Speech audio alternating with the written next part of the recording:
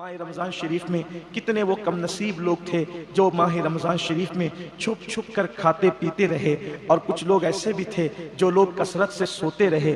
ہاں ہم وہی لوگ ہیں کہ رمضان المبارک میں ہم وہ عبادت نہ کر سکے جو عبادت کرنے کا حق تھا، ہم وہ اس طریقے سے اللہ کو راضی نہ کر سکے جیسا کہ راضی کرنے کا حق تھا۔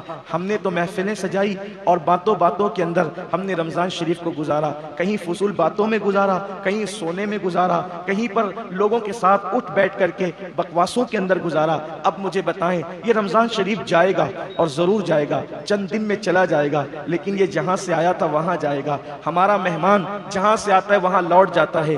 رمضان المبارک اللہ کے حکم سے اللہ کی طرف سے آیا تھا اور یہ اللہ کی طرف پھر لوٹ جائے گا۔ اللہ کی طرف لوٹ کر یہ ہماری میزبانی کے بارے میں کیا تعریف کرے گا اور کیا شکایت کرے گا؟ اللہ نہ کرے، ہزار بار نہ کرے، اگر ماہ رمضان شریف نے مولا کی بارگاہ میں یہ کہہ دیا، مولا میں گیا تو تھا لیکن نہ میری تکریم کی گئی، نہ میری تعظیم کی گئی، نہ میرا احترام کیا گیا، نہ میری عزت کی گئی، بتائیں ہمارا کیا بنے گا؟ بلکہ میرے آقا صلی اللہ علیہ وآلہ وسلم کے فرمان کا مفہوم ہے کہ جس کے خلاف ماہ رمضان شریف گواہی دے گا کہ اس نے میری عزت اور تکریم نہیں کی، مجھ میں عبادت نہیں کی، میرا حق نہ جانا، تو اللہ تبارک و تعالی اس کے حق میں کسی کی بھی سفارش کو قبول نہیں فرمائے گا۔ جس کی شکایت رمضان المبارک کرے گا، اللہ تبارک و تعالی، اللہ اکبر، اس شخص کے حق میں کسی کی سفارش کو قبول نہیں فرمائے گا۔ کہا جاتا ہے آج اللہ نے عمل کا موقع دیا ہے تو عمل کی اہمیت ہمارے سامنے نہیں ہے۔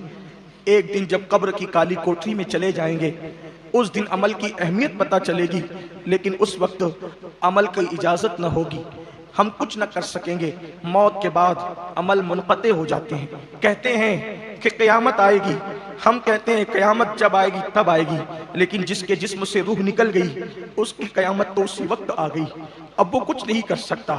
اور سن لو رمضان شریف میں غفلت کرنے والوں، رمضان شریف میں روزے کا حق ادا نہ کرنے والوں، رمضان شریف میں گناہ کرنے والوں، میرے آقا نے فرمایا کہ جس نے رمضان شریف پایا اور اپنی مغفرت نہ کروائی، یعنی رمضان شریف پا کر ایسی کوشش نہ کی، ایسی کاوش نہ کی، اللہ کے یہاں گڑ گڑایا نہیں، نہ توبہ کی، نہ استغفار کیا، رمضان شریف میں بھی اپنی مغفرت نہ کروا سکا۔ آقا علیہ السلام نے اس وقت دعا کی تھی جب میرے آقا منبر پر تشریف لے جا رہے تھے۔ کہتے ہیں کہ جب خطیب منبر پہ جاتا ہے، کوئی خطیب جمعہ کے دن جب خطیب منبر پہ جاتا ہے تو جو لوگ جو دعا کرتے ہیں اس کی ہر دعا قبول ہوتی ہے۔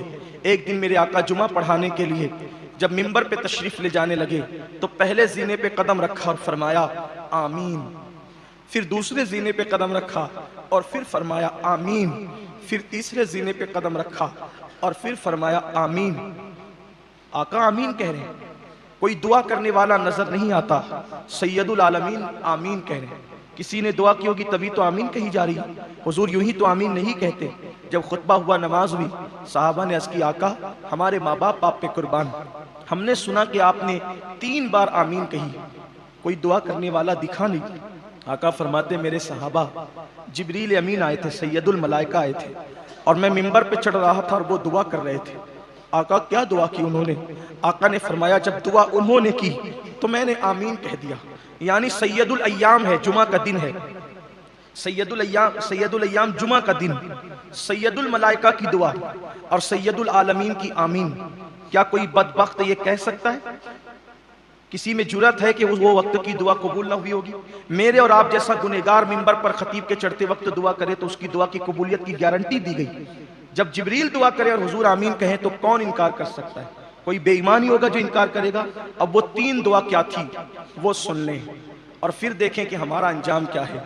آقا فرماتے ہیں جبریل امین نے عرض کیا اے اللہ، جب تیرے نبی کا نام لیا جائے کسی محفل میں، ترتیب حدیث میں جو الفاظ آئے میں عنوان کے حوالے سے تھوڑی سی اس کو تبدیل کر رہا ہوں تاکہ تفسیرہ کر سکوں بطور مفہوم۔ اے اللہ، جب کسی محفل میں تیرے نبی کا نام لیا جائے اور محفل میں موجود لوگ تیرے حبیب پہ درود نہ پڑھے تو ان کو تو اپنی رحمت سے ہمیشہ کے لیے دور کر دے، تو انہیں اپنی رحمت سے محروم کر دے، دور کر دے۔ کون دعا کر رہا ہے؟ جبریل علیہ السلام۔ اور حضور نے کہا آمین، یعنی جب محفل میں حضور علیہ السلام کا نام لیا جائے، کسی محفل میں کوئی بات کرتے کرتے حضور کا ذکر کرے، حضور کہے تو محفل کے لوگ کہے صلی اللہ علیہ وآلہ وسلم، کوئی کہے رسول اللہ نے فرمایا تو محفل کے لوگ کہے صلی اللہ علیہ وآلہ وسلم، کوئی کہے آقا کریم نے فرمایا تو محفل کے لوگ کہے صلی اللہ علیہ وآلہ وسلم۔ جب جب میرے آقا کا نام پاک آئے، نام نامی اسم گرامی، دوستوں سے سنو، دشمن سے سنو، اپنوں سے سنو، بیگانوں سے سنو، اپنی عادت بناؤ کہ جیسے ہی نام پاک آئے، نام نامی اسم گرامی آئے، مصطفیٰ جان رحمت صلی اللہ علیہ وآلہ وسلم کا ہماری زبان پر فوراً درود جاری ہو۔ گھر کے چھوٹے چھوٹے بچوں کی تربیت کرو کہ جب بھی حضور پاک کا نام سنو تو صلی اللہ علیہ وآلہ وسلم ضرور کہا کرو۔ اگر نہیں کہا، آقا کا ذکر سن کر کے درود نہیں پڑھا، جبریل دعا کرتے اللہ اسے اپنی رحمت سے ہمیشہ کے لیے دور کر دے۔ پھر میرے آقا نے دوسرے زینے پہ قدم رکھا تو جبریل نے عرض کی، مولا جو اپنے ماں باپ میں سے دونوں کو یا کسی ایک کو بڑھاپے کی حالت میں پائے، جو اپنے ماں باپ میں سے دونوں کو یا کسی ایک کو بڑھاپے کی حالت میں پائے، اور بڑھاپے کی حالت میں پا کر بھی وہ دونوں کی یا کسی ایک کی خدمت کر کے، اگر دونوں کو پائے تو دونوں کی، اور اگر ایک کو پائے تو ایک کی، یعنی اپنے ماں باپ کو بڑھاپے میں پا کر ان کی خدمت کر کے اپنے آپ کو جنتی نہ بنا لے، اس کو بھی تو اپنی رحمت سے دور کر دے۔ یعنی ماں باپ کیوں ہے؟ خدمت کر کے اپنے آپ کو جنتی بنانے کے لیے۔ جن کو ماں باپ ملے بڑھاپے میں، بڑھاپے کا ذکر خاص کیا جا رہا ہے، جن کو ماں باپ بڑھاپے میں ملے اور خدمت کر کے وہ اپنے آپ کو جنتی نہ بنا لے، اس کو بھی تو اپنی رحمت سے دور کر دے۔ حضور علیہ السلام نے آمین کہا۔ ماں باپ بڑھاپے میں ملے، دکھ نہ کرو، صدمہ نہ کرو، افسوس نہ کرو، کیا اس بڈھی بڈھا کو پالتے رہیں گے؟ اللہ نے تمہیں جنت میں جانے کا ذریعہ دے دیا۔ جن کو بوڑھے ماں باپ ملے ہیں ان کو اللہ تعالیٰ نے دنیا کی سب سے بڑی نعمت دے دی ہے۔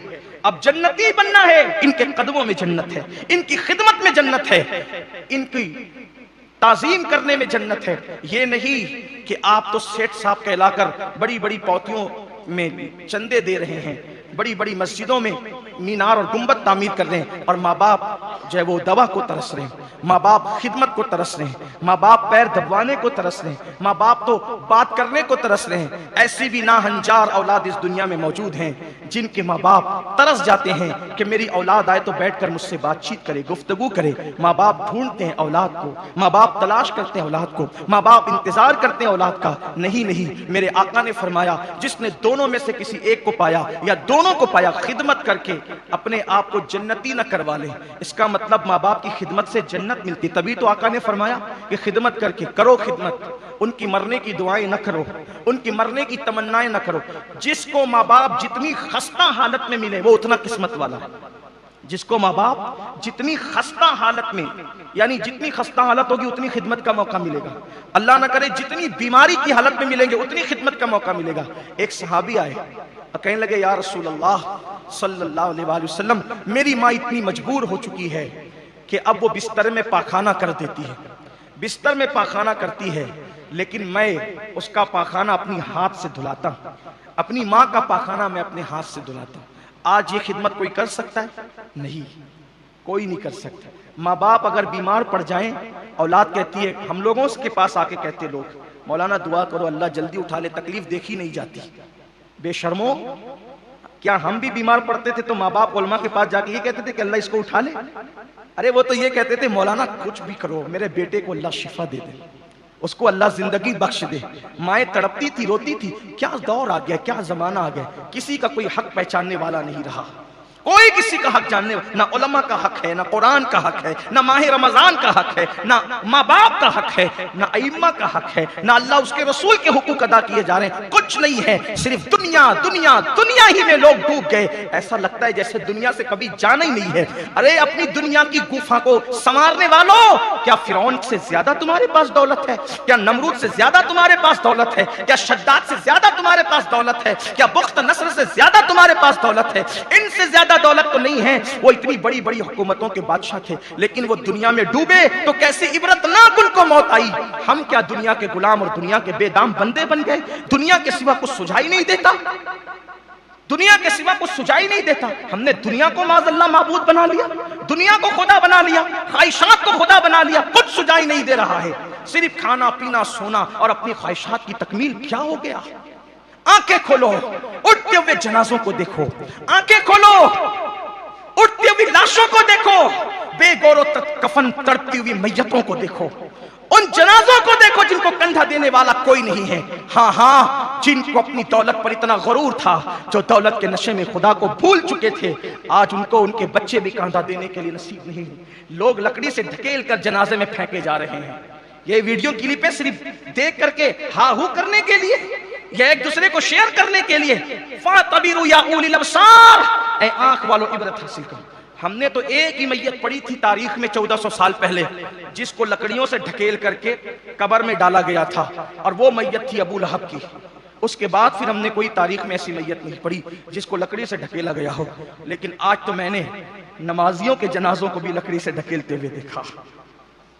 میں نے تو بڑے بڑے دولت مندوں کو، جن کے بینک بیلنس اربوں میں تھے، بلکہ دوسری دنیا میں بھی جن کے دھن تھے، ان کو لکڑی سے ڈھکیل کر جنازے میں رکھ کر جاتے ہوئے دیکھا۔ یہاں تک کہ بیٹی اور بیٹوں کو دور کھڑے ہو کر کے تماشائی بنتے ہوئے دیکھا کہ کسی کو کہتے تھے جو لینا ہے لے لو، تم اس کو آخری رسومات ادا کر دو۔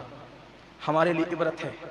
بہت ممکن ہے آپ کے ساتھ بھی ایسا ہو سکتا ہے، اللہ نہ کرے ایسا کسی کے ساتھ ہو۔ بہت ممکن ہے میرے ساتھ بھی ایسا ہو سکتا ہے، اللہ نہ کرے میرے ساتھ بھی ایسا ہو۔ لیکن اللہ ہے، وہ بے نیاز ہے۔ اس کی شان بے نیازی سے ڈرو، اس کی خفیہ تدبیر سے ڈرو۔ ہم دنیا کے بندے نہیں ہو گئے؟ اپنے آپ کو اللہ کا بندہ کہہ کے ہم دنیا کے بندے نہیں ہو گئے؟ دنیا کے بندے ہو گئے نا۔ ہمیں تو سب دنیا ہی نظر آتی۔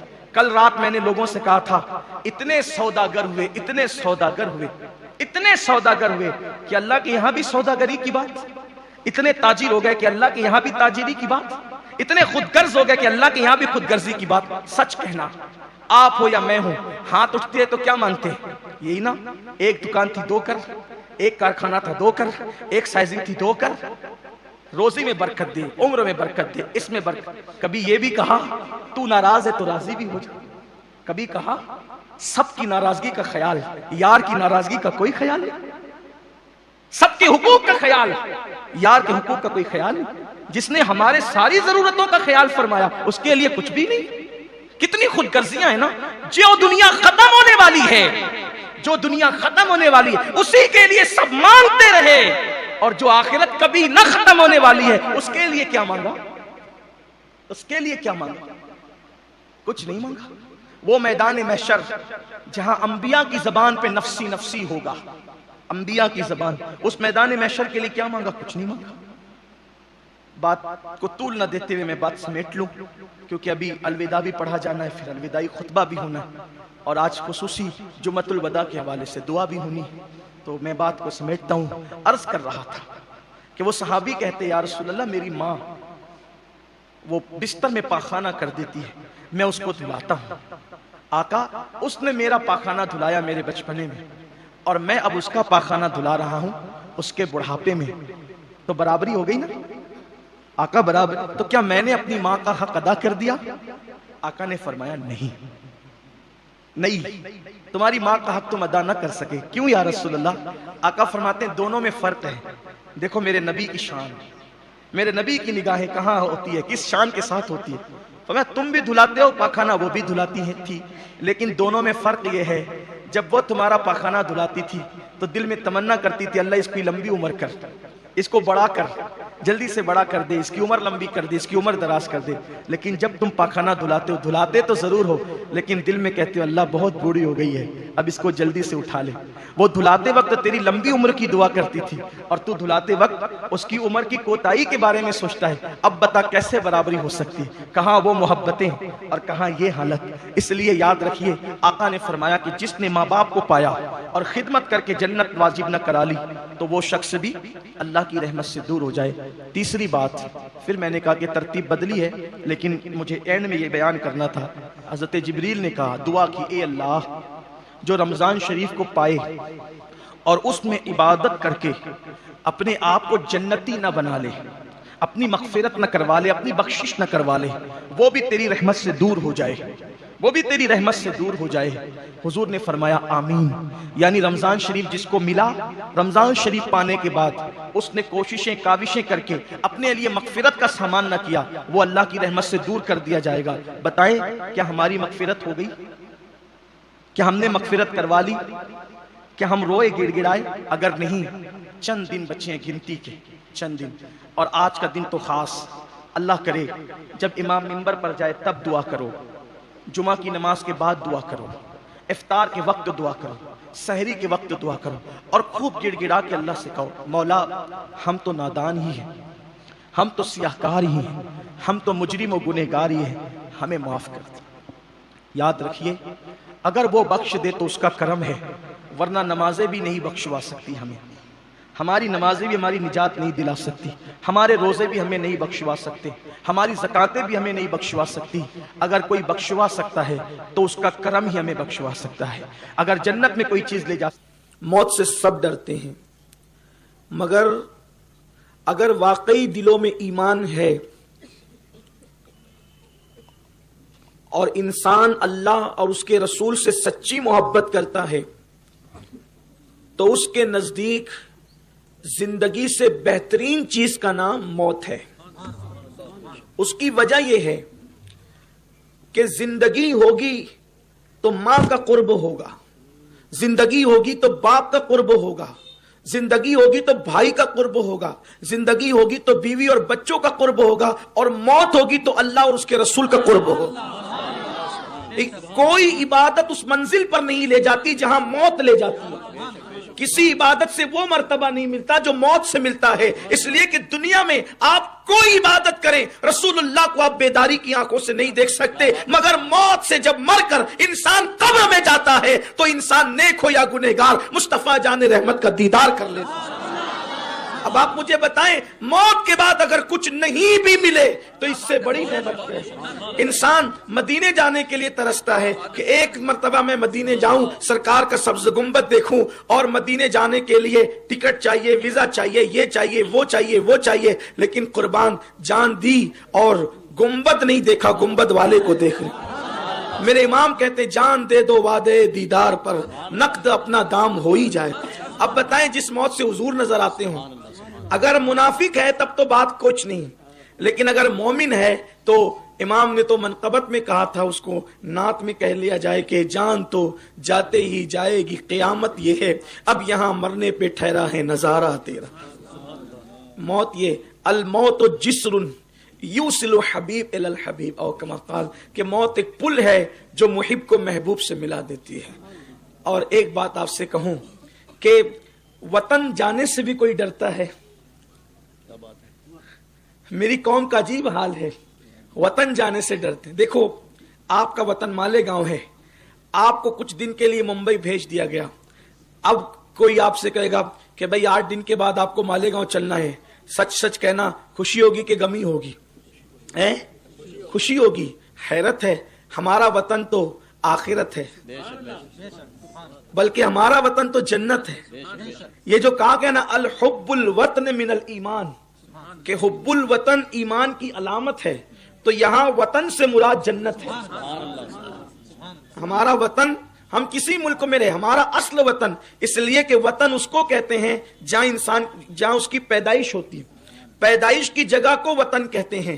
اب ہماری جو پیدائش ہوئی ہے وہ آسمانوں اور زمینوں میں نہیں ہوئی ہے، ہماری پیدائش تو جنت میں ہوئی، ہمارے ابا کو جنت میں بنایا گیا ہے، تو ہمارا وطن ہے جنت۔ اور ہمیں قدرت نے کہا ہے انا للہ و انا الیہ راجعون، کہ تم اللہ کے مال ہو اور تمہیں اللہ کی طرف پلٹنا ہے۔ تو وطن جانے کی بات ہے، وطن جانے کی بات ہے، اور ہم وطن جانا نہیں چاہتے۔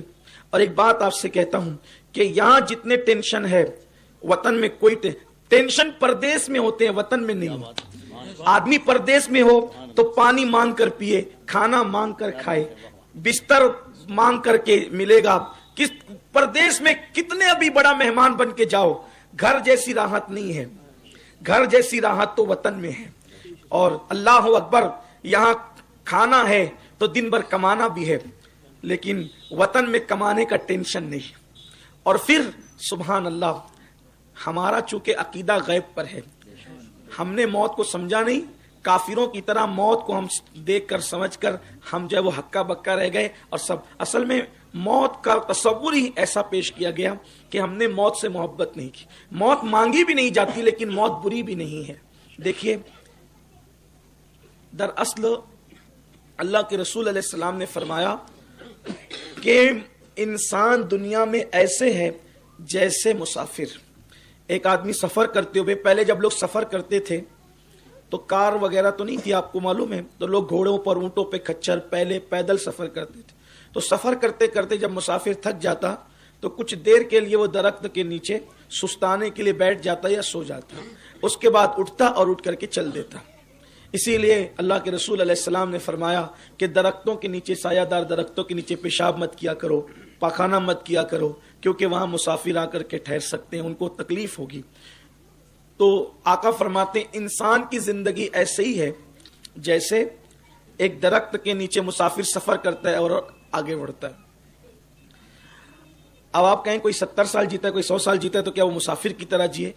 حضرت نوح علیہ السلام کی عمر 1000 سال سے زیادہ کی تھی. کتنی تھی؟ 1000 سال سے زیادہ کی. جب ان کا انتقال کا وقت آیا تو جبریل علیہ السلام نے پوچھا آپ نے کیسے پایا زندگی کو؟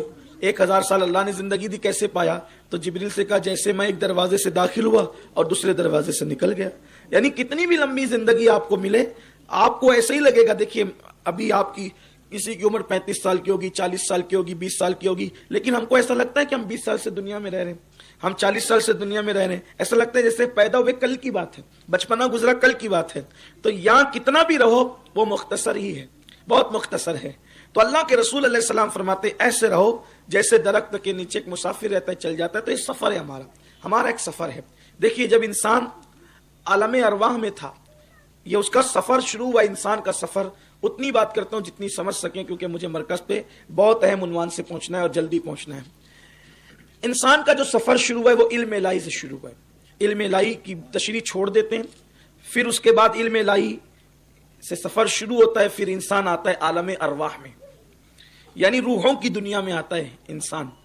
کبھی کبھی دیکھو آپ کہیں جاؤ گے نا, جیسے مثال کے طور پہ کسی مزار پہ چلے گئے, کہیں کبھی تاج محل پہ چلے گئے, کسی جنگل میں چلے گئے, کسی گھر میں پہلی بار گئے, آپ کو ایسا لگتا ہے کہ میں یہاں پہلے کبھی آیا ہوں. آپ کو غور کرنا, کبھی کبھی ایسا ہوتا ہے میں پہلے آیا ہوں, حالانکہ آپ یقیناً پہلے وہاں نہیں گئے, لیکن پھر بھی لگتا ہے میں پہلے آیا ہوں. تو وہ روحوں کی دنیا کا سفر ہے. کبھی آپ کی روح وہاں پہنچی تھی, اس لیے آپ کو ایسا لگتا ہے کہ کبھی یہ حادثہ میرے ساتھ ہوا ہے, نہیں ہوتا ہے لیکن آپ کو لگتا ہے ہوا ہے. وہ روحوں کی دنیا کا سفر ہے. انشاءاللہ تعالیٰ کبھی موقع رہا تو روحوں کی دنیا پر ایک کبھی یاد دلائیں مجھے, تو مرکز پہ اس پہ ہم تفصیلی خطاب کریں گے روحوں کی دنیا کیا ہوتی ہے. آپ کو ایسا لگے گا یہ دنیا کچرا ہے, گھان کچرا ہے, اس کی کوئی اوقات ہی نہیں.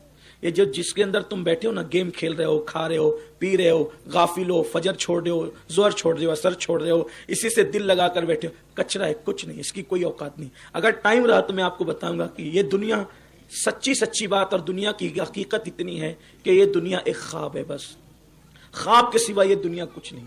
بس جس کے لیے انسان مار پیٹ کر رہا ہے, قتل و غارت گری کر رہا ہے, جھوٹ بول رہا ہے, رشوتیں لے رہا ہے, گناہ میں ڈوبا ہوا ہے, یہ صرف خواب ہے. بہت بڑے دھوکے میں ہے انسان. حقیقت آخرت ہے. یہ حباب ہے, حباب. حباب کسے کہتے ہیں؟ ہم اپنی زبان میں جس کو پانی کا بلبلہ کہتے ہیں نا, اس کو حباب کہتے ہیں. بس دنیا مثل حباب ہے. دنیا مثل حباب ہے کہ پانی کا بلبلہ کتنی دیر رکے گا, چند سیکنڈ سے زیادہ اس کی زندگی نہیں رہتی. بس انسان کی زندگی کا یہی حال ہے جیسے پانی کا بلبلہ. تو بہت خوبصورت ہے وہ جسے آخرت کہتے ہیں, اور وہ بھی چونکہ ہم ایمان والے, اور ایمان والوں میں بھی اس کے امتی ہے جس کو قیامت کے دن مقام محمود عطا کیا, یعنی جس کی چلے گی اسی ہی کی چلے گی.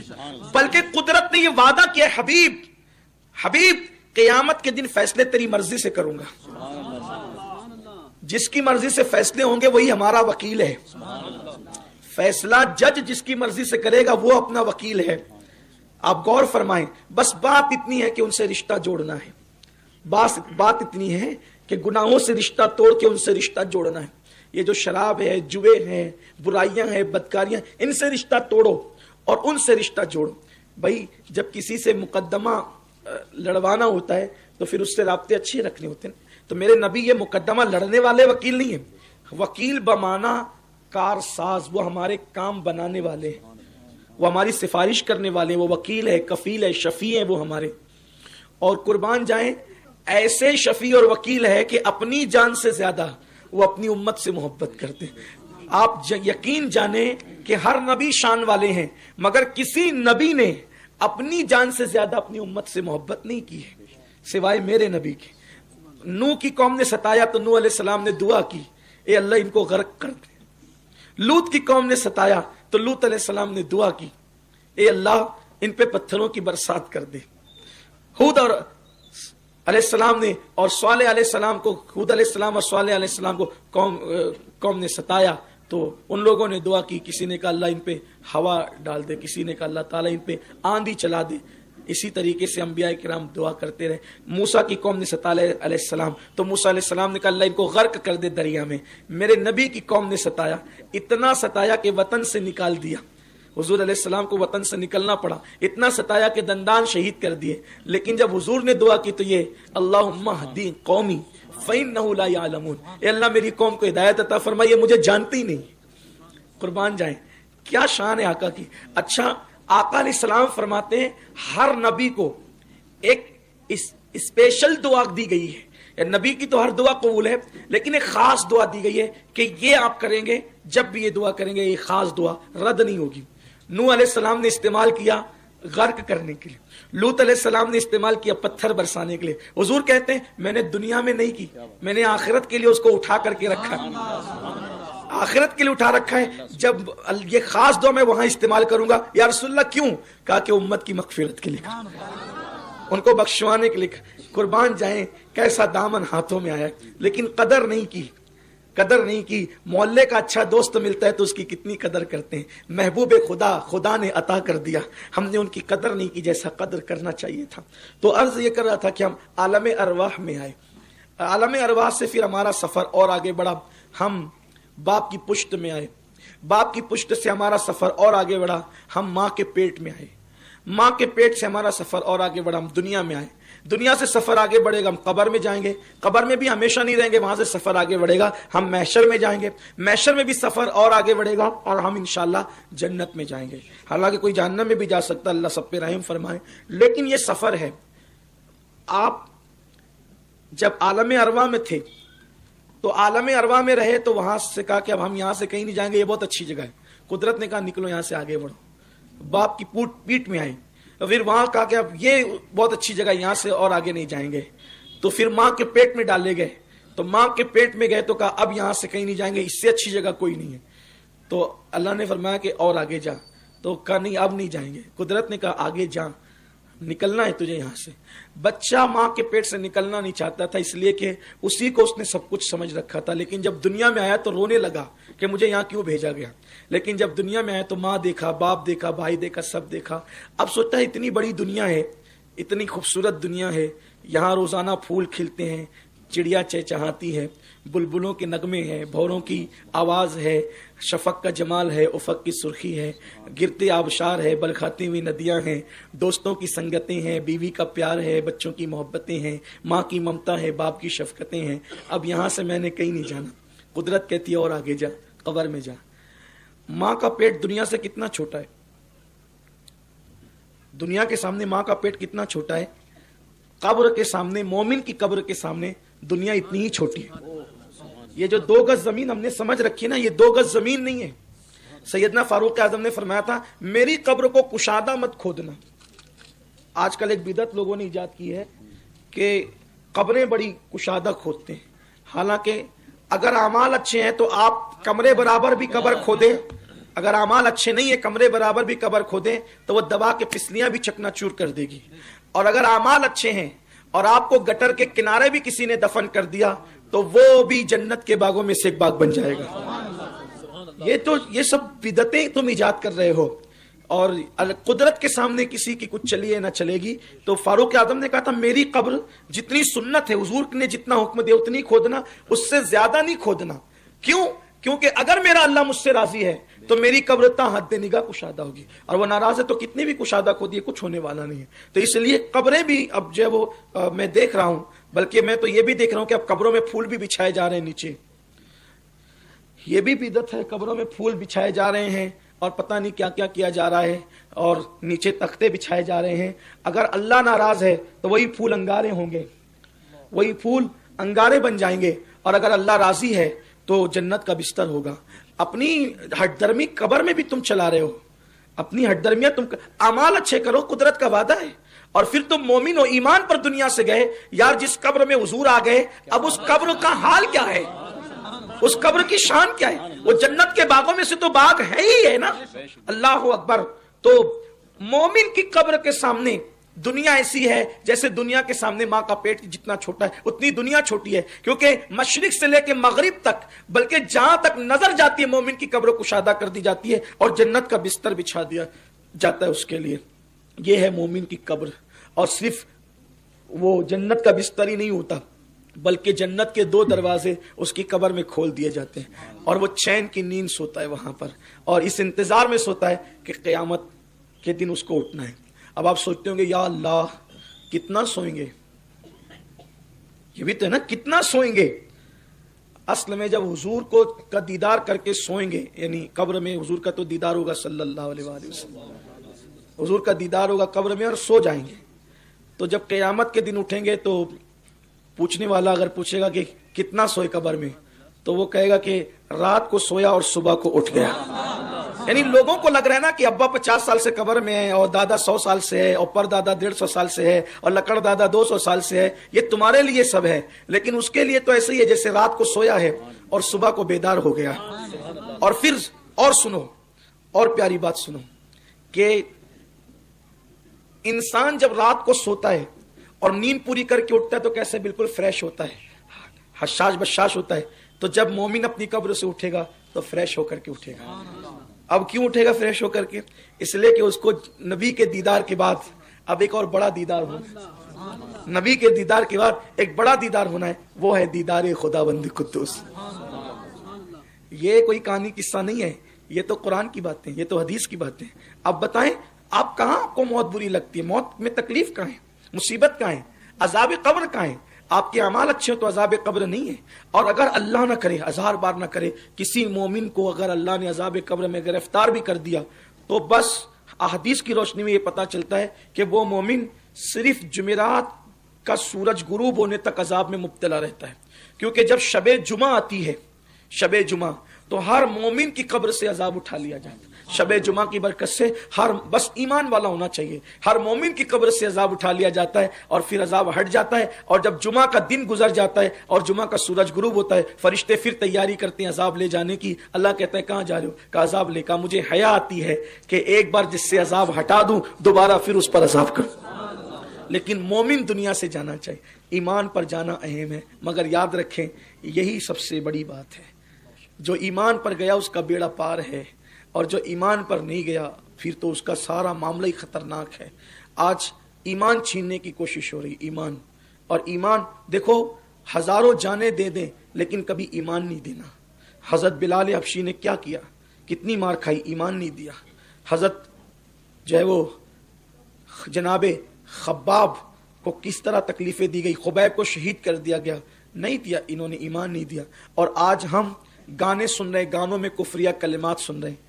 اور چونکہ ہمارے بزرگوں نے فرمایا، یہ میں کئی مرتبہ مسئلے بیان کر چکا ہوں، کہ جن گانوں میں کفریہ کلمات ہے جو اس کو خوش رہ کر سنے گا وہ کافر ہو جائے گا.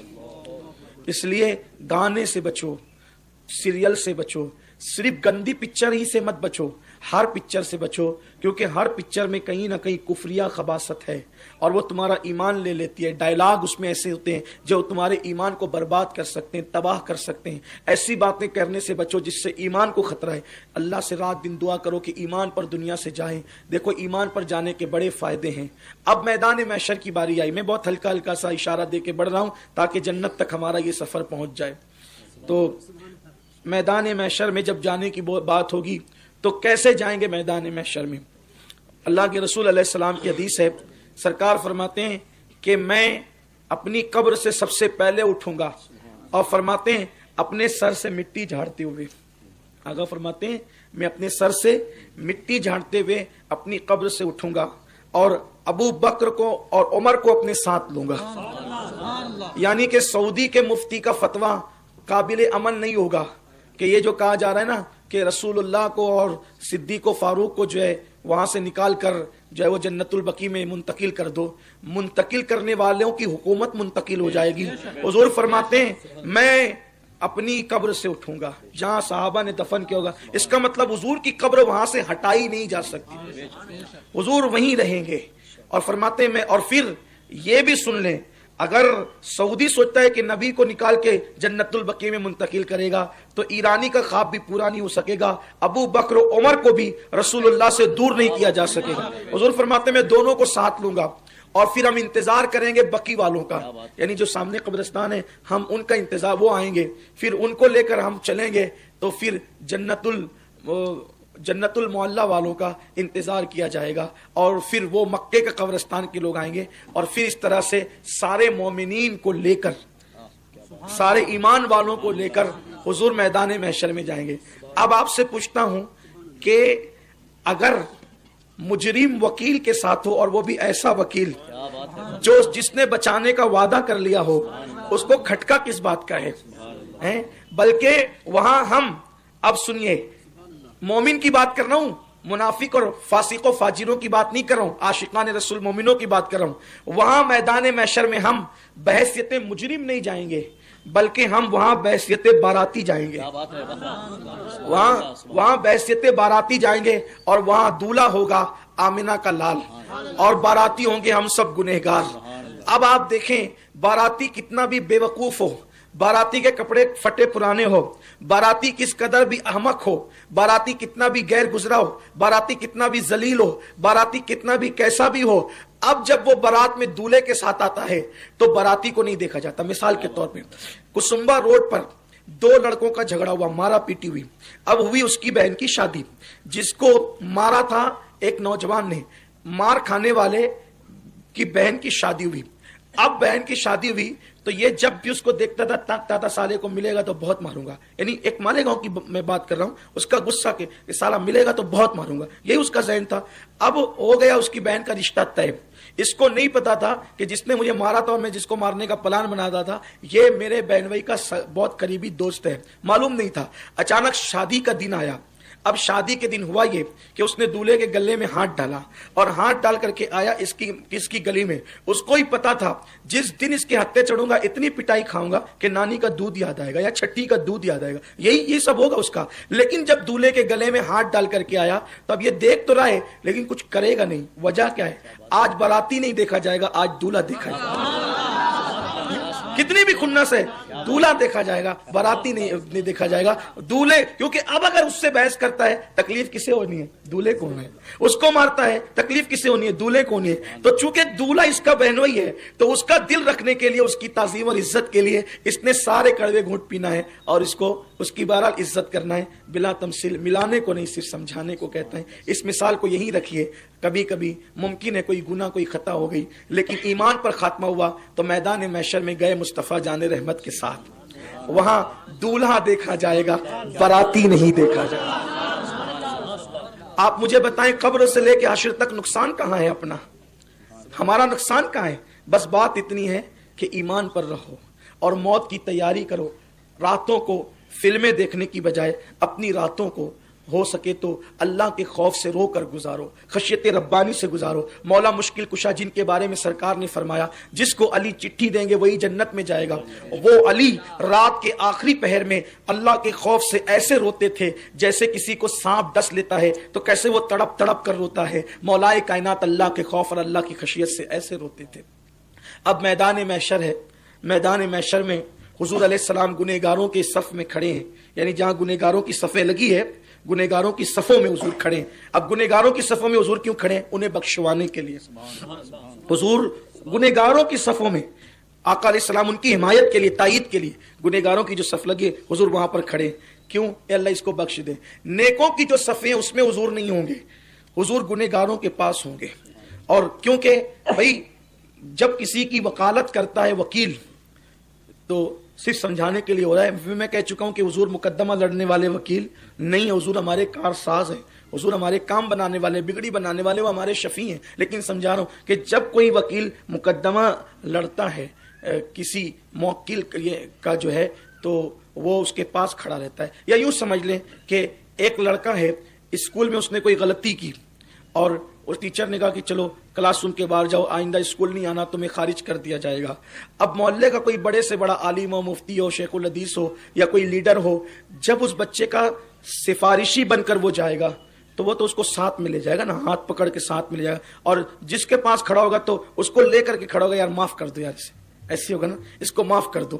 تو حضور علیہ السلام جب گنہگاروں کی شفاعت کریں گے تو چونکہ حضور کو کھڑے رہنا ہی ہے گنہگاروں کے پاس، گنہگاروں کی جو صفیں ہیں حضور کو رہنا، کیونکہ سفارش جس کی ہوتی ہے اس کے قریب کھڑے ہو کر کے اللہ اسے بخش دے، اللہ اسے بخش دے. تو جو نیک لوگوں کی، بہت متقی لوگوں کی جو صفیں دور ہوگی تو وہ اپنی صفوں سے نکل کر آئیں گے اور گنہگاروں سے کہیں گے ایک کام کرو کہ آج آپ کے کچھ گناہ ہمیں قرضے کے طور پہ دے دو، ہمارے آپ کے کچھ گناہ ہمیں قرضے کے طور پہ دے دو تاکہ ہمیں بھی حضور کے قریب کھڑے ہو. آپ جانتے ہیں کہ قرآن مقدس کی ایک ایک آیت کی 70 ہزار ظاہری مفہوم اور مراد ہے. اللہ تبارک و تعالی قرآن مقدس میں ارشاد فرماتا ہے والتین والزیتون وطور سینین وہذا البلد الامین، انجیر کی قسم، زیتون کی قسم، طور سینہ کی قسم، بلد امین یعنی مکۃ المکرمہ کی قسم. لقد خلقنا الانسان فی احسن تقویم، ہم نے انسان کو اچھی صورت اور شکل پر پیدا کیا، یعنی ہم نے انسان کو جوانی عطا کی. اور پھر ارشاد فرماتا ہے ثم رددناہ اسفل سافلین، اور جب کوئی اپنی جوانی کی قدر نہیں کرتا تو پھر ہم نے اس کو بڑھاپے کے عمیق غار کے اندر گڑھے میں دھکیل دیا. ایک مقام پر اس کی تفسیر یوں کی گئی ہے والتین والزیتون وطور سینین وہذا البلد الامین، ولادت گاہ موسیٰ کی قسم، ولادت گاہ ابراہیم کی قسم، ولادت گاہ عیسیٰ کی قسم، ولادت گاہ محمد الرسول اللہ کی قسم، ہم نے انسان کو جوانی عطا کی. ایک مقام پر اس کا قول یوں بیان کیا گیا ہے تین سے مراد سیدنا صدیق اکبر ہے، زیتون سے مراد عمر ابن خطاب ہے، طور سینہ سے مراد عثمان غنی ہے، اور بلد امین سے مراد مولائے کائنات سیدنا علی ہے. چار قسمیں اٹھائی گئی ہے، اور چار قسمیں اٹھانے کے بعد پھر ارشاد ہوتا ہے ہم نے انسان کو خوبصورت بنایا. انسان جوانی میں جتنا خوبصورت لگتا ہے پوری عمر میں اتنا خوبصورت کبھی نہیں لگتا. اسی لیے رشتوں کا انتخاب بھی جوانی میں ہوتا ہے. اگر بچپنے میں رشتوں کا انتخاب ہو تو خوبصورت بچوں کی بھی ناک بہتی ہے، خوبصورت بچوں کی آنکھوں میں بھی جو ہے وہ کیچڑ نظر آتا ہے. تو اسی لیے رشتوں کا انتخاب اکثر زیادہ تر جوانی میں ہوتا ہے. محبتیں ایک دوسرے کو اپنی طرف بشکل کشش اگر کھینچتی ہے تو وہ بھی جوانی کی عمر ہے. اسی طریقے سے انسان بہکتا بھی جوانی میں ہے، انسان سنورتا بھی جوانی میں ہے، انسان کثرت گناہ بھی جوانی میں کرتا ہے، اور انسان جو ہے وہ نیکیوں کا اس کو چانس بھی جوانی میں رہتا ہے. حتیٰ کہ آپ دیکھیں جوانی ہی میں بڑے بڑے کارنامے انجام دیے جا سکتے ہیں، اور جس نے جو کارنامے انجام دیے ہیں وہ سب لوگ جوان تھے. بیت المقدس کا فاتح جسے سلطان صلاح الدین ایوبی کہا جاتا ہے، جب انہوں نے بیت المقدس فتح کیا تھا وہ جوان تھے. اسی طریقے سے بدر کے جتنے فاتحین ہیں وہ سب کے سب جوان تھے. اللہ اکبر. احد میں جتنے فاتحین تھے وہ سب کے سب جوان تھے. 10 کلومیٹر تک خندق کھودنے والے اسلام کے نام پر، اللہ اکبر، جو مدینہ منورہ میں خندق کھود رہے تھے ان کے قائد سے لے کر ان کے مقتدی تک سب کے سب جوان تھے. اللہ اکبر. آپ کو اندازہ ہونا چاہیے سیدنا سعد ابن ابی وقاص رضی اللہ تبارک و تعالیٰ عنہ ارشاد فرماتے ہیں کہ جب احد کے میدان میں حضور علیہ السلام پہ آنے والے تیروں کو میں اپنے سینے پہ لے رہا تھا، اس وقت میری عمر صرف 16 یا 17 سال کی تھی. ابھی میرے چہرے پر داڑھی کے بال بھی نہیں نکلے تھے کہ میں نے مصطفیٰ جان رحمت پر آنے والے تیر کو اپنے سینے پہ لیا تھا. اور اسی وقت میرے آقا نے ارشاد فرمایا تھا فداک امی بابی یا سعد، اے سعد تجھ پر میرے ماں باپ قربان ہو جائے. تیر چلاتا جا تیرا نشانہ کبھی خطا نہ کرے، تیر چلاتا جا تیرا نشانہ کبھی خطا نہ کرے. اللہ اکبر. وہ کیسا تیر انداز تھا کہ اللہ اللہ نبیوں کا امام تیر اٹھا کر کے دے رہا ہے اور سعد ابن ابی وقاص تیر چلاتے جا رہے ہیں. یہ عمر صرف 16 یا 17 سال کی تھی. اللہ اکبر. بدر کے میدان میں مولا کائنات سید السادات سیدنا علی مرتضیٰ کرم اللہ تعالی وجہ الکریم کی عمر مبارک صرف 21 یا 22 سال کی تھی. آپ اندازہ تو فرمائیں رسول اللہ علیہ الصلوۃ والتسلیم نے جس وقت وصال فرمایا مولا کائنات کی عمر اس وقت 28 یا 29 سال کی تھی، اور وہ تو ایسے جوان تھے انہوں نے دوسرے ہاتھ سے جب خیبر کا دروازہ اکھیڑا ہے، وہ دروازہ جب آپ نے اکھیڑ کر پھینک دیا ہے 70 لوگ مل کے اٹھاتے تھے تو بھی وہ دروازہ نہ اٹھتا تھا. اور وہ ایسے جوان تھے کہ ان کی جوانی کے متعلق حضور کی حدیث ہے لا فتح الا علی لا سیف الا ذوالفقار. علی کی طرح کوئی جوان نہیں ہے، ذوالفقار کی طرح کوئی تلوار نہیں ہے. یہ یہ سب جوان لوگ تھے جتنے انقلابی تھے. صدیق اکبر جوان ہے, فاروق اعظم جوان ہے, عثمان ذو النورین جوان ہے. اللہ اکبر. حضرت سیدنا معاذ بن جبل رضی اللہ تعالیٰ عنہ, جب آپ کو یمن کا قاضی بنایا اللہ کے رسول علیہ السلام نے, آپ کی عمر کتنی تھی؟ اللہ اکبر. ابھی جوانی کی منزلوں میں آپ نے قدم رکھا تھا اور یمن کے قاضی بنا دیے گئے تھے.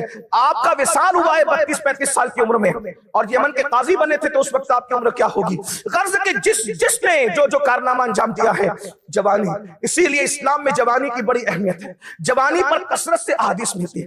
بوڑھے حضرات سے معافی چاہتی ہوں, بوڑھوں کے لیے بھی بہت حدیثیں ہیں, لیکن چونکہ اس وقت میں نے پہلے ہی عرض کیا کہ قاری صاحب قبلہ نے مجھے فرمایا کہ جوانی پہ بولنا ہے, تو عنوان جوانی ہے, اس لیے بڑھاپے کی کوئی توہین نہیں ہو رہی ہے. کبھی کبھی لوگوں کو ایسا لگتا ہے اس عنوان پہ بولا, ہمیں کیوں نہیں بولا؟ اور کبھی مردوں کے حقوق بیان کرو تو عورتیں کہتی ہمارے حقوق کیوں نہیں؟ میری بہن عورتوں کا اجتماع تھا تو میں عورتوں کے بارے میں کیا بیان کرتا ہوں, اس میں تو عورتوں ہی کو تنبیہ کرنی تھی. اسی طریقے سے مردوں کی محفل میں بولو تو بعد میں مل کے کہتے ہیں ساری شاید تو آپ لوگ عورتوں کو دیتے ہیں, ہمارے بارے میں کچھ نہیں کہا. بھائیو, مردوں کی محفل تھی, عورتوں کے بارے میں کیا بات ہو سکتی تھی؟ اس لیے یاد رکھیں, ایک عنوان پر اگر گفتگو ہوتی ہے اس کا یہ مطلب نہیں ہے کہ ہم دوسرے عنوان کے منکر ہیں. حدیث بوڑھوں کے لیے بھی ہے. آگے جوانوں کی بات طرف آنے سے پہلے ایک حدیث پڑھ دیتا ہوں. بوڑھوں کے لیے کیا ہے؟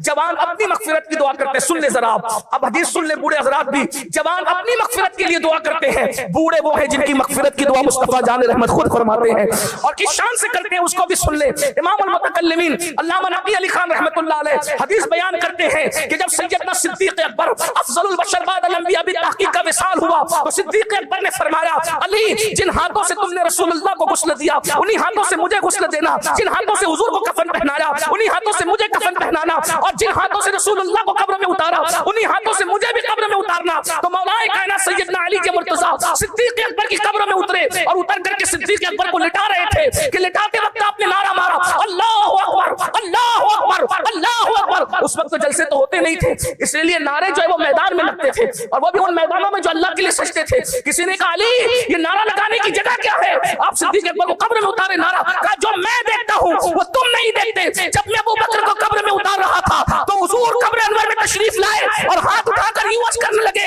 اے اللہ میرے ابو بکر کے صدقے میں میری امت کے بوڑھوں کی مغفرت فرما دے.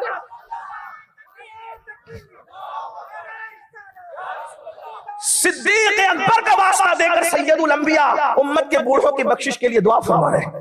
تو بوڑھے حضرات مایوس نہ ہو, جو بھی بوڑھے ہیں اپنے آپ کو بوڑھا سمجھتے, ویسے تو ہمارا نظریہ تو یہ ہے حضور کے غلاموں کو بڑھاپا نہیں آتا. سچی بات, بال سفید ہونے سے کوئی بوڑھا نہیں ہوتا, اصل بڑھاپا کسی اور چیز کا نام ہے, ابھی اس کی طرف نہیں جاتے. لیکن بات اس وقت ہم جوانی کی کرتے ہیں. جوانی اسلام میں بڑی قیمتی ہے, اس لیے اسلام میں جوانوں کی بھی اہمیت ہے. جوانی کی حدیث سنیں, جوانوں کی اہمیت خود حضور نے بیان فرمائی. اللہ کے رسول صلی اللہ علیہ وسلم فرماتے ہیں اپنے صحابہ سے, اے میرے صحابہ جوانوں کی قدر کرنا سیکھو. جوانوں کی آج کل جوانوں کو ڈانٹا جاتا ہے, ذلیل کیا جاتا ہے, رسوا کیا جاتا ہے. سنو سید المعصومین کا فرمان, جوان امت کا کتنا عظیم سرمایہ ہے. جوانوں کو اعتماد میں لینا ہوگا, جوانوں کو چمکارنا ہوگا, جوانوں کو پیار دینا ہوگا, جوانوں کی قدر کرنا ہوگا, جوانوں کو عزت دینا ہوگا. سید المعصومین جس کے صدقے قدرت نے عزتوں کو پیدا کیا ہے, وَلِلَّهِ الْعِزَّةُ وَلِرَسُولِهِ وَلِلْمُؤْمِنِينَ, اللہ کے لیے عزت ہے, رسول کے لیے عزت ہے, مومنین کے لیے عزت ہے. اللہ کے رسول علیہ السلام فرماتے ہیں, اے میرے صحابہ جوانوں کی قدر کرو, قدر, کیونکہ جب میں نے نبوت کا اعلان کیا تو مکے کے بڈھوں نے میری بات کو رد کر کے مجھے جھٹلا دیا. جنہوں نے میری تصدیق کی ہے وہ مکے کے نوجوان تھے, جوانوں نے تصدیق کی ہے. اس لیے جوانوں کی قدر کی جائے. سب سے پہلے جوانوں نے اسلام قبول کیا, اللہ اکبر. وہ جوان تھا جس نے سب سے پہلے اسلام قبول کیا, جسے صدیق اکبر کہتے ہیں. وہ جوان تھا جس نے غلاموں میں سب سے پہلے اسلام قبول کیا, جسے زید بن حارثہ کہتے ہیں. وہ جوان تھا جس کو مکے کی زمین پر کھینچا جا رہا تھا جانوروں کی طرح, گلے میں رسی ڈال کر, پھر بھی وہ احد کی صدا لگا رہا تھا. وہ بلال حبشی بھی جوان تھا. وہ عمار بن یاسر جس کو درخت سے باندھ کر کوڑے مارے جا رہے تھے, وہ عمار بن یاسر بھی جوان تھے. اللہ اکبر. مقداد کو لے لے, ابو ذر کو لے لے, ابو سعید خدری, یہ جیسے سب لوگ جوان ہی جوان تھے. اللہ اکبر. اسی لیے فرمایا مکے کے بڈھوں نے میرا انکار کیا تعصب کی بنیاد پر, مکے کے جوانوں نے میری تصدیق کی. اس لیے جوانوں کی قدر کرو. اور آج بھی جوان زیادہ قبول کرتے ہیں. اگر بات سچی طور پہ کر دی جائے تو اسلام میں جوانوں کی اہمیت اور جوانی کی اہمیت ہے. میرے آقا صلی اللہ علیہ وسلم فرماتے ہیں جب اللہ بندوں کو جنت میں داخل کرے گا تو سب کو پہلے جوان کرے گا. پھر جنت میں داخل کرے گا. یعنی بڈھوں سے ملاقات نہیں ہونی جنت میں. قدرت کو منظور یہ ہے جو میرا دیدار کرے وہ اس وقت جوان رہے. یہ اور بات ہے کہ اللہ جو بوڑھے مریں گے ان کو بھی جوانی عطا فرما دے گا. اور عین شباب جس کو کہتے ہیں 30-35 سال کی کڑیل جوانی, اس جوانی میں اللہ رب العزت کا دیدار نصیب ہوگا. اللہ اکبر. یہ جوان ہے, یہ جوانی ہے. آئیے جلدی جلدی سے ہم اپنی گفتگو کو اینڈ کی طرف لے جانے کی سعادت حاصل کرتے ہیں. عشاء کا وقت سر پر ہے, جلدی سے انشاءاللہ تبارک و تعالی گفتگو مکمل ہوگی. یہ جوانی کیا ہے, جوانی کی شان کیا ہے, جوانوں کی شان کیا ہے. اللہ کے رسول صلی اللہ علیہ وآلہ وسلم ارشاد فرماتے ہیں, جمع الجوامع کی روایت ہے, آقا علیہ الصلوۃ والتسلیم نے فرمایا میری امت کے وہ جوان جو جوانی میں صبح کی عبادت کرتے ہیں, میری امت کے وہ جوان جو جوانی میں صبح کی عبادت کرتے ہیں, ان جوانوں کو اللہ نے بوڑھوں پر ایسی فضیلت عطا فرمائی ہے جیسے رسولوں کو اللہ نے عوام پر فضیلت عطا فرمائی ہے. رسولوں کی فضیلت جیسے پبلک پر ہے, جیسے عوام پر ہے, مرسلین کی فضیلت جیسے عوام پر ہے, اللہ نے جوانوں کو, ان جوانوں کو جو صبح عبادت کرتے ہیں, عبادت اپنی صبح کے وقت کرتے ہیں, اللہ نے ان جوانوں کو بوڑھوں پر مرسلین کی طرح فضیلت عطا کی ہے. ذرا غور تو کریں, عبادت تو سب کر رہے ہیں, عبادت تو سب کر رہے ہیں, عبادت میں تو سبھی مصروف ہے, لیکن ان کی عبادتوں کو اللہ اکبر کیا درجہ دیا گیا ہے. یہ درجہ اسی لیے نہیں دیا گیا اللہ اکبر کہ اس میں اللہ کہ بوڑھوں کی عبادت کی کوئی اہمیت نہیں تھی, ایسا نہیں, بلکہ جوانی میں شیطان اغوا کرتا ہے, جوانی میں فکر اغوا کرتا ہے, سوچ اغوا کرتا ہے, ذہن کو اغوا کرتا ہے, گناہوں کے اڈوں پہ لے جاتا ہے, برائیوں کے اڈوں پہ لے جاتا ہے. تو میرے کریم آقا نے, مصطفیٰ جان رحمت نے جوانوں کو عبادت پر کتنا ابھارا. گھر جا کر کبھی اس کا تصور کرنا کہ بوڑھوں پر مرسلین جیسی فضیلت جیسے پبلک پر مرسلین کو فضیلت ہے. اللہ اکبر. جوانوں کو, عبادت گزار جوانوں کو جو صبح عبادت کرے. اب تھوڑی دیر میں آپ کی توجہ چاہتا ہوں. صبح کا مطلب یہ ہے, صبح صادق کے وقت جو عبادت کرے اس جوان کو اللہ نے اس بوڑھوں پر ایسی فضیلت دی جیسے مرسلین کو پبلک پر فضیلت ہے. اگر جوان راتوں کو اٹھ کر کے روئے, اگر جوان راتوں کو اللہ کی عبادت کرے, اللہ اسے کیا مرتبہ عطا فرمائے گا, اللہ اسے کیا مقام عطا فرمائے گا. میرے بھائیوں, آج جوانی کو رنگ ریلیوں کی نظر کر دیا گیا. خدا کی عزت کی قسم, موبائل سے ہمارا رشتہ اتنا مضبوط ہو چکا ہے. مسجد میں ہے تو ہاتھوں میں موبائل ہے, محفلوں میں تو ہاتھوں میں موبائل ہے, گھروں میں تو ہاتھوں میں موبائل ہے. ایسا لگتا ہے جیسے فطرت ثانیہ بن چکی ہے موبائل. موبائل کے بغیر گزارا نہیں. کچھ لوگ تو لاشعوری طور پر جو ہے ہاتھ میں موبائل لے کر کے بس لگے ہی رہتے ہیں. کوئی پب جی کھیل رہا ہے, کوئی 3 پتی گیم کھیل رہا ہے, کوئی کچھ. یاد رکھنا, اور اچھی طرح یاد رکھنا, یہ زندگی کے قیمتی لمحات برف سے زیادہ تیزی کے ساتھ پگھل رہے ہیں. جے امام راضی کہتے ہیں جیسے کارخانے سے نکل کر کے برف پگھلتا ہے, ماں کے پیٹ سے نکل کر انسان تیری زندگی پگھل رہی ہے. برف تو دھیرے دھیرے پگھلتا ہے, تیری زندگی برف سے زیادہ تیزی سے پگھل رہی ہے. ہر سیکنڈ کاٹا گھڑی کا تجھے موت کے قریب کر رہا ہے, ہر گزرنے والا گھنٹہ تجھے موت کے قریب کر رہا ہے. اللہ اکبر. بچپنا چلا گیا, خبر نہیں ہوئی, 16 سال کی عمر میں جوانی آئی اور 40-50 سال کی عمر میں فطری جوانی چلی جائے گی. اللہ اکبر. یاد رکھنا, بزرگان دین فرماتے, صوفیاء کاملین فرماتے ہیں جو اپنی جوانی میں اللہ کی نافرمانی کرتے ہیں, اللہ انہیں ایسا دردناک بڑھاپا مسلط کرتا ہے کہ وہ ذلیل بھی ہوتے ہیں اور رسوا بھی ہوتے ہیں. اور اس وقت جب وہ موت مانگتے ہیں تو انہیں موت بھی نہیں آتی. بڑھاپے میں سٹیا جاتے ہیں وہ لوگ جو جوانی میں پاپ کرتے ہیں, یعنی ایسی حرکتیں کرتے ہیں کہ بچے بھی ان کا مذاق اڑاتے ہیں. یاد رکھنا, نیک انسان بڑھاپے میں کبھی نہیں سٹیاتا, کبھی نہیں سٹتا. خوشک بڑھاپا اسی کو آتا ہے جو اللہ سے دور رہتا ہے, اور اتنا دردناک بڑھاپا آتا ہے. اللہ اکبر.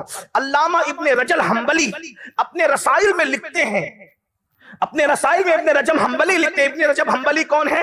یہ حضور غوث اعظم کے خلفاء میں سے ہیں, یہ اتنے پرانے بزرگ. ابن رجب حنبلی لکھتے ہیں, سنیے غور سے, فرماتے ہیں کہ حضرت سیدنا ابو طیب تبری, ان کی عمر 100 سال کی ہو گئی تھی.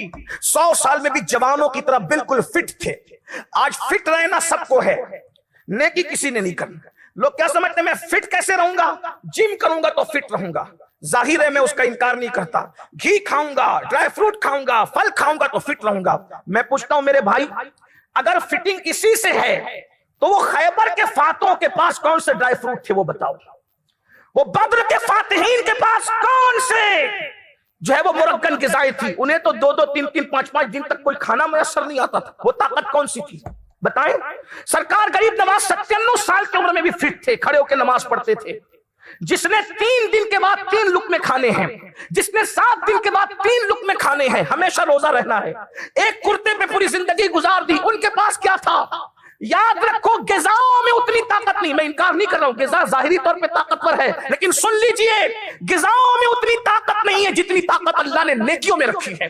کیونکہ غذا کھاؤ گے تو صرف جسم طاقتور بنے گا, لیکن بچے گا کہ نہیں بچے گا کوئی گارنٹی نہیں. مگر نیکی اس طاقت کا نام ہے کہ جسم میں بھی قوت پیدا ہوگی اور روح میں بھی قوت پیدا ہوگی.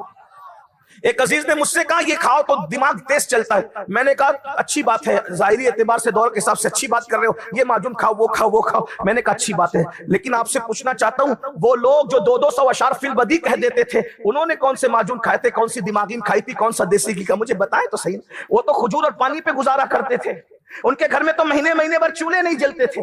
اس سے پتا چلا کہ ہم سب ظاہر کے پجاری ہو رہے ہیں.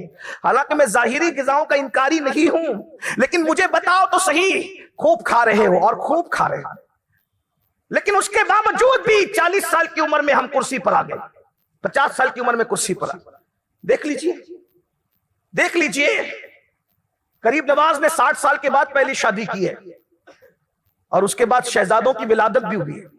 تصور, غریب نواز غوث پاک کی امی جان 40 سال کے بعد ماں بنتی ہے اور شہزادوں کی ولادت ہوتی. توجہ فرمائیں, یہ قوتیں کہاں تھی؟ یہ نیکی کی قوت. تو ابن رجب حنبلی لکھتے ہیں ابو طیب تبری کو اللہ نے 100 سال کی عمر دی اور 100 سال میں بھی فٹ تھے. فٹ سب رہنا چاہتے, لوگ تلاش کرتے کیسے فٹ رہیں گے. فٹ رہنے کا نسخہ لو, اور اللہ کرے ہم نیک ہوں.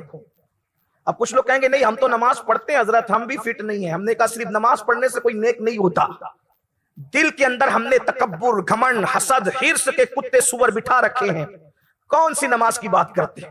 ایک بزرگ مسجد آ رہے ہیں تو رو رہے ہیں. کسی نے کہا کیوں رو رہے ہیں؟ تو کہا رونے کی وجہ یہ ہے کہ جس کا منہ پاک نہ ہو, ہاتھ پاک نہ ہو, پیر پاک نہ ہو, یعنی جو وضو نہ کرے, جس کا بدن پاک نہ ہو مسجد نہیں آ سکتا. تو جس کا دل نہ پاک ہو اس کو مسجد آنے کا حق کیا ہے؟ برادری کے نام پر دلوں میں حسد, بغض, کینے, تجارت کے نام پر دلوں میں حسد, بغض, کینے, میں بڑا اور میرے موچوں پر تاؤ, میں چودھری, میں فلاں, میں فلاں, میں فلاں. او بندے تو کچھ نہیں ہے. منہا خلقناکم وفیہا نعیدکم ومنہا نخرجکم تارۃ اخری. کچھ نہیں ہے تیری حیثیت. اگر تو نے یار کو راضی کر لیا تو فرشتوں سے بہتر ہے, اور اگر تو یار کو راضی نہ کر سکا تو کتے تجھ پہ سبقت لے گئے. اٹھ بلیا چل یار منا لے ورنہ بازی لے گئے کتے. بابا بلے شاہ کہتے ہیں اللہ کو راضی کر لے ورنہ کتے تجھ پہ بازی لے جائے. آج ہم ڈوبے ہوئے, ہر آدمی نشے میں ہے. لوگ کہتے ہیں نشے پہ تقریر کرو. میں نے کہا نشے میں کون نہیں ہے وہ تو بتاؤ. شراب کا نشہ بھی خطرناک ہے, لیکن یہ گھمنڈ کے نشے سے بھی تو لوگ نکلے. جو نماز پڑھ رہا ہے وہ نیکی کے نشے میں ہے, جو اعلیٰ نسب ہے وہ نسب کے نشے میں ہے, جو جوان ہے وہ حسن اور جوانی کے, سب تو نشے میں ہی ہے. اور اسلام کسی نشے کی اجازت. شیطان کو نشہ تھا نیکیوں کو, تو کہا کہ میں آدم سے بہتر ہوں. دیکھا اس کے نشے نے اس کو برباد کیا کہ نہیں کیا. فرعون کو نشہ تھا بادشاہت کا, اس نے کہا نا ربکم الاعلیٰ. تخت و تاج کا نشہ تھا, نمرود کو کہا نا ربکم الاعلیٰ. جو جو نشے میں گیا وہ بہک گیا. اسی لیے ہمارے مذہب نے کہا کسی نشے کی ہم اجازت نہیں دیتے سوائے ایک نشے کے. بس ہمارے ایک ہی نشے کی اجازت ہے, اور وہ نشہ عشق مصطفیٰ ہے. اور یہ نشہ ایسا ہے, میں بار بار کہہ چکا ہوں, اس کو اب دہراتا نہیں, لیکن اتنا ضرور کہتا ہوں, یہ نشہ اگر حبشی کو ملے تو کعبے کی چھت پہ نظر آ جائے, اور قرنی کو ملے تو پھر صحابہ اس سے دعا کرواتے ہوئے نظر آ جائے. یہ نشے کی بات ہی الگ ہے. تو میں عرض کیا کر رہا تھا, ابن رجب حنبلی لکھتے ہیں علامہ ابن طیب تبری کو جوانی ملی, 100 سال کی عمر, فٹ ہیں. لوگوں نے پوچھا اب اتنے فٹ کیسے ہیں, آپ کی صحت کا راز کیا ہے, اتنے فٹ کیسے ہیں آپ اتنے فٹ کیسے ہیں؟ حضرت ابن طیب تبری فرماتے ہیں, ابو طیب تبری فرماتے ہیں کہ میری صحت کا راز یہ ہے کہ جب میں جوان تھا تو میں نے جوانی میں اپنے آپ کو گناہوں سے بچایا اور اللہ کی عبادت کی. جوانی کو میں نے گناہوں سے بچایا, اللہ نے میری جوانی کو بڑھاپے سے بچا لیا. میں نے جوانی کو گناہوں سے بچایا, اللہ نے میری جوانی کو بڑھاپے سے بچا لیا, میں بوڑھا ہونے سے محفوظ ہو گیا. اور اسی ابن رجب حنبلی لکھتے ہیں ابو طیب تبری کے بعد کہ بغداد میں سید الطائفہ حضرت جنید بغدادی ایک بازار سے گزر رہے ہیں. بغداد عروس البلاد رہا ہے پہلے سے، شہروں کا شہر کہلاتا تھا، شہروں میں دلہن کہلاتا تھا، اب بھی کہلاتا ہے. بڑی رونق تھی بغداد معلیٰ کی. وہی بغداد ہے جس میں امام اعظم ہے، وہی بغداد ہے جس